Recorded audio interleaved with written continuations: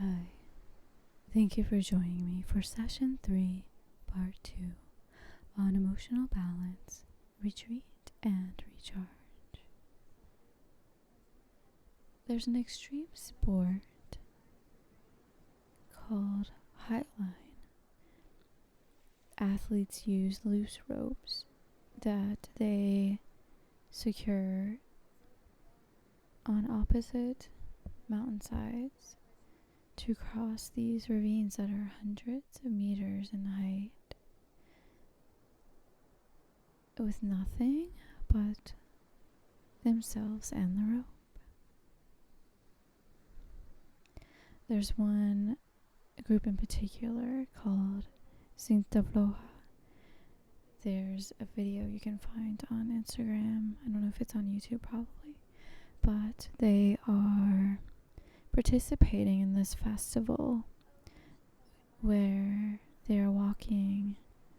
One individual from the group is walking over this waterfall, 𖧷Allow, in the national park in Chile, 𖧷Take, in southern Chile, about a couple of hours south of Santiago.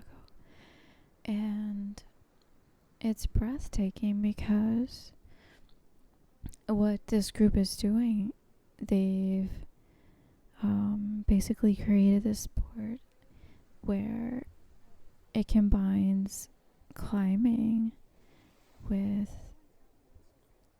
tightrope walking, ultimate flexibility and freedom, and risk-taking and courage, calculated risk-taking and courage and balance. Ultimately, there's a stillness and a calmness internally and externally in this person walking the rope, while the rope this person is on is constantly in motion, swaying back and forth, vibrating, moving.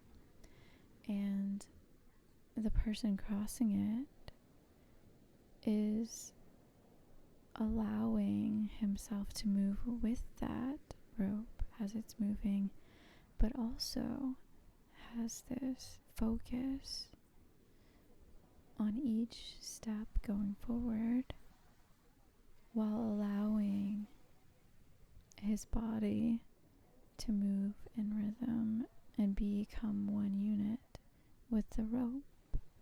Because what happens if he allows thoughts like anxiety or fear or the what ifs to come in and is not focused on each step forward and on that inner stillness and calm that will help him maintain balance while this rope is moving, then he's going to fall. And in this instance, these athletes do have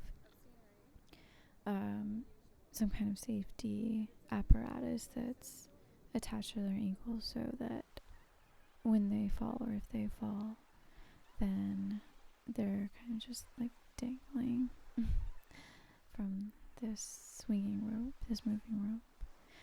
But they don't start out 100 meters high above a ravine or a waterfall, right?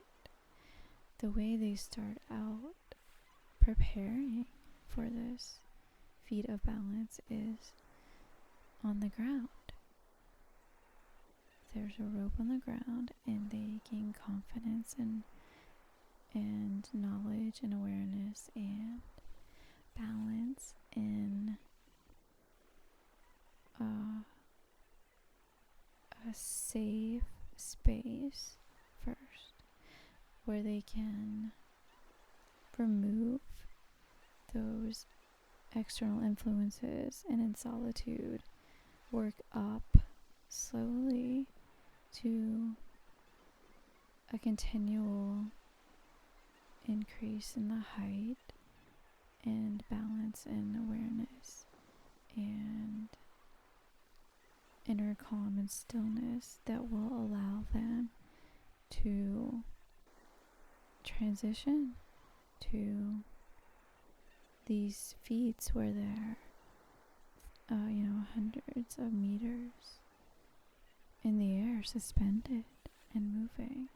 And that is not a place where you can allow your emotions to interfere, or you're going to immediately find the effects of that. So that really, I think, is applicable to an everyday situation where we must first become aware of what may be causing us to have emotional reactions. And then once we become aware of what is causing those reactions, then we can be better prepared to understand and prevent the emotional and resulting physiological effects from those emotions.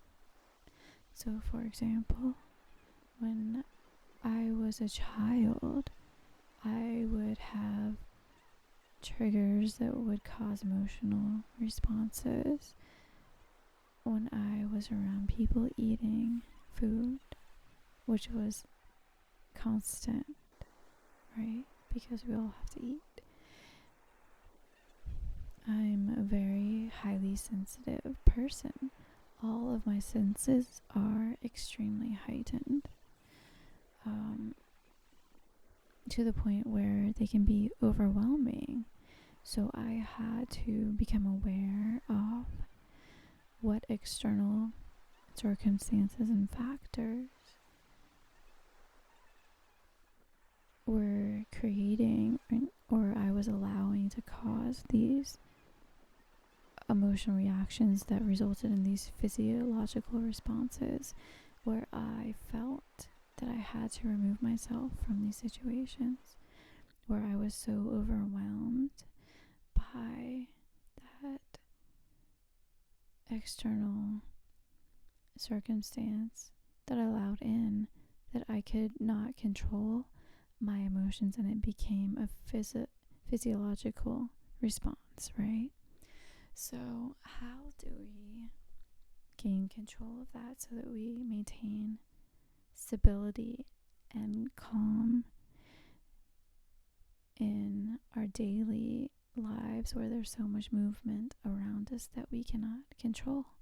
How do we become like those highline walkers where we are in such a connected state of flow that the external forces don't cause us to react? We move with them and control our focus and emotions in such a way that we're able to take those steps forward in the direction that will help us get to the place we want to be. So one way to do this, and I consider this like a solitary recharging, because it's in the time we spend reflecting that we are able to become aware of what is triggering us, and to become aware before, when we are in those situations and circumstances, of how we can deal with that and channel it or redirect it or displace it into something that will allow for a positive experience and way to move forward and release that negative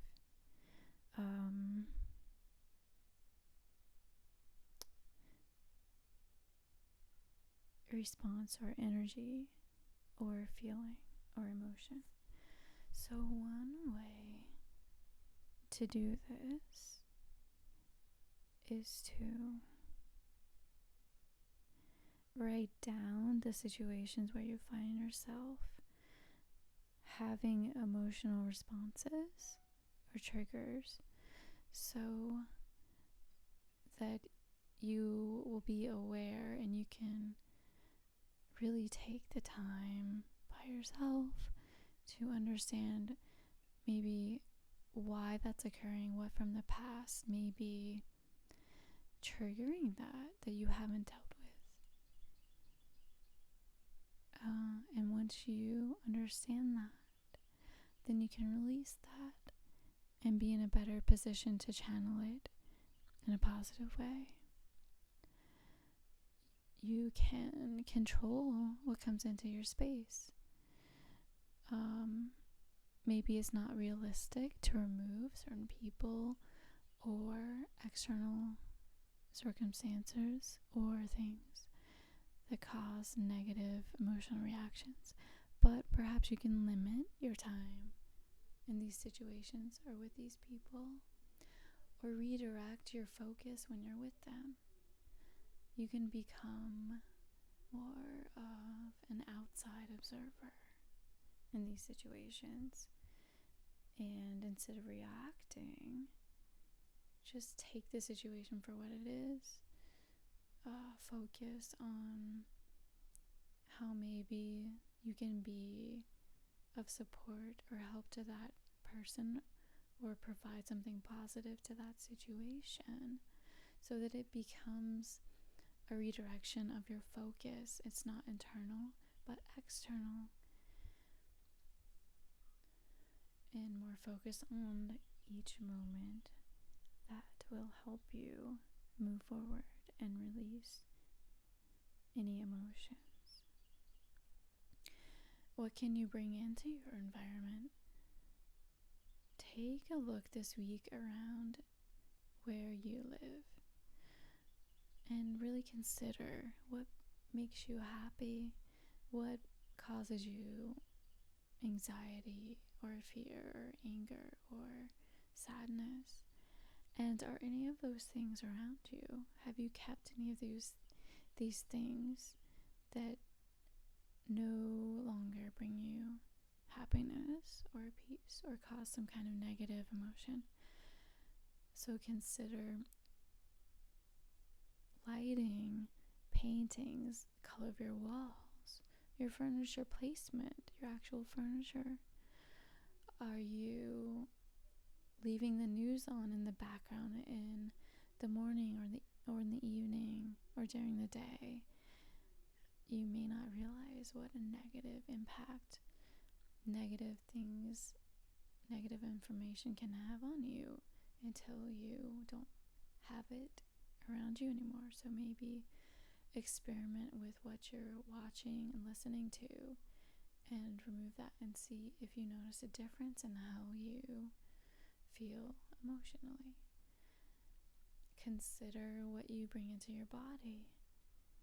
Is what you're eating, is what you're drinking making you feel better? And if not, consider removing that, and perhaps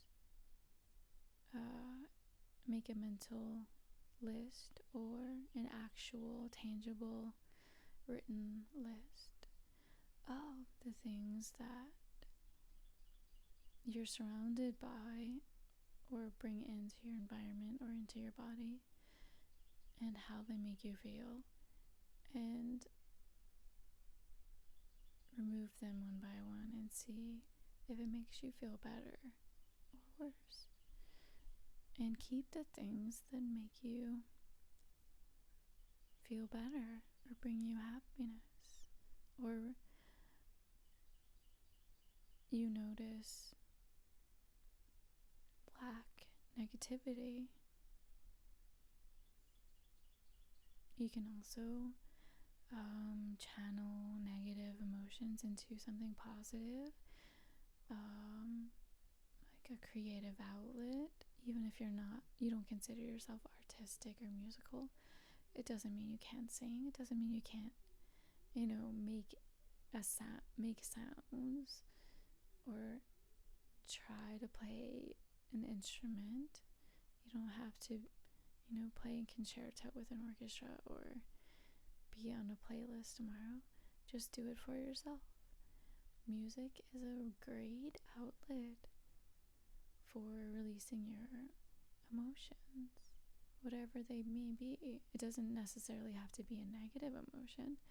You can be full of love and happiness and not have anywhere to channel that you think. So music is a great way to do that. Art, even if you don't have any training, you can get paints or crayons or markers and explore that creative outlet. Sometimes just writing things out helps too, in a tangible way, like not just speaking them, but actually physically writing them out, whether you like to journal or even typing them out. Physical exertion is another way to displace different energies, whether it's positive or negative, because you don't want to keep it stored in. You want to maintain an equilibrium, which is a balance. You don't want to be too high or low, but maintaining that balance. So physical exertion, finding something that you enjoy doing, that you're likely to do on a regular basis, will help you remove emotions and gain a physiological benefit that you will begin to associate in a positive way, because you will feel better and more positive by physical exertion and redirecting that energy and into that emotional energy into something beneficial and positive. And that goes for supporting others and redirecting your focus on others as well. And I know I've mentioned that too. And finally, I would suggest having an intention that you set for yourself first thing when you wake up in the morning, or having a routine in the morning that you do that is something positive for you, where you are focusing that first part of the day on only allowing in or directing your energy on things that will help you start the day in a way that is beneficial to you, which means maybe not having the news on first thing in the morning, maybe not having music come on or playing that is of a certain way that allows a certain response in you, but something that you associate with positively, an intention that you can say to yourself daily in the morning that will set you up for what you want to achieve that day as far as your mindset. It can be something simple like, I am love, I am happy, I am enough, I am valuable, I will blank, I am going to blank. Something that will help you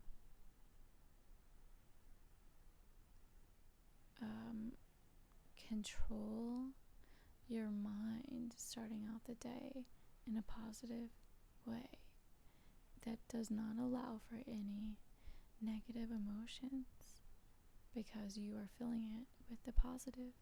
And in another thing, and also if you would like help coming up with intentions, I am happy to provide examples or something more personal for you. Another thing you can try is listening to music at different frequencies. For instance, you can find music that's recorded at a 432 frequency, which is more of like a universal connective, like happiness frequency. It's just a higher frequency. And the same with 532, which is more of like a universal love type frequency. And no, you're not going to listen to it and everyone's not going to fall in love with you, okay? But what it does do is it connects you to a higher wavelength, and instantly, like as soon as you start listening, you will feel and notice a difference. And what that does is not only reset your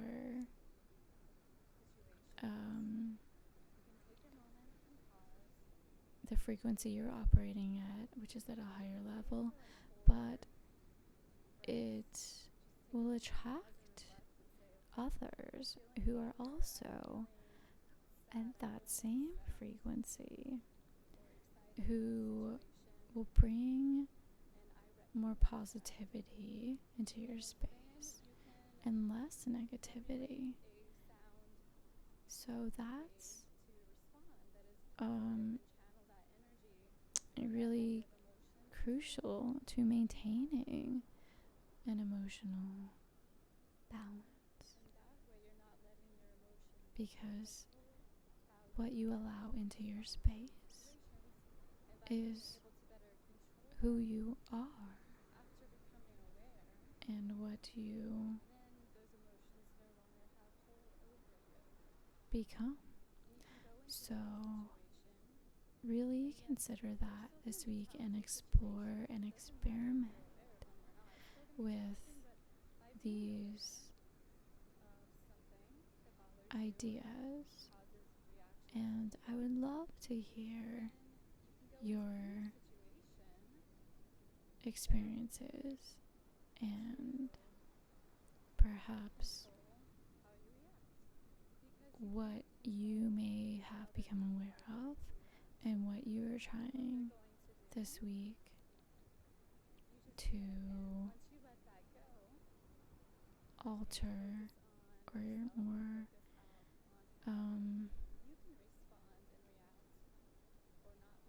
better control your circumstances and situations and reactions. So